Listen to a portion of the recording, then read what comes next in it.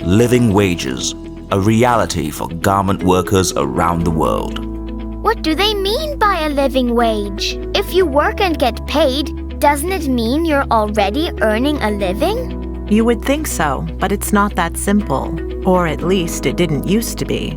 You see, fashion brands were keen on maximizing their profits, and the workers were paying the price, both literally and figuratively. Almost all workers in the fashion industry used to not be able to procure enough food or to provide health care for their families because the wages they were being paid were simply too small. A lot of workers were made to endure dire conditions at their workplace, and their rights were being trampled on by factory managers in order to save up on costs. How was that possible?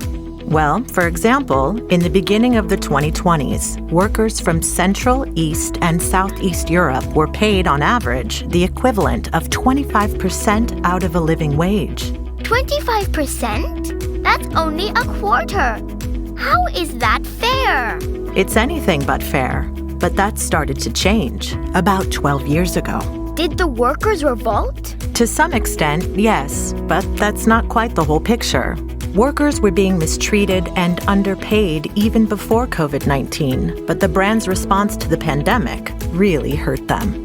Workers began to speak out, to organize in unions, and to demand their rights. They needed allies in order to make big fashion brands and factories accountable for their actions. Several human rights organizations, unions, and journalists amplified workers' voices. I would know as I wrote a few articles on the issue. One of those articles was about Fashion Checker, an online tool created by the Clean Clothes campaign, which proved to be a major turning point towards living wages. How did an online tool change things? On its own, Fashion Checker didn't change the fashion industry, but it did put the spotlight on the workers' wages in the garment supply chain and built around it a movement that went all the way up. Fashion Checker gathered data and evidence directly from factory workers that drew wide public support.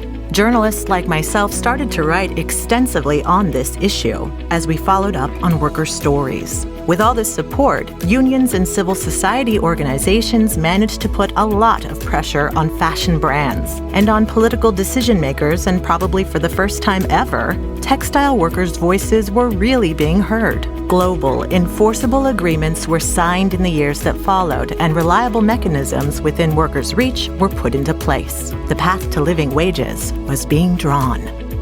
You can be a part of this future, starting from right where you are, right now. Go on www.fashionchecker.org. Explore the data on fashion brands and find out which apparel and footwear brands pay their workers a living wage. Use the available resources to learn more about living wages, transparency, power dynamics, and gender in the garment industry. Tell the brands you buy from that you want your clothes made free from exploitation. Take action now.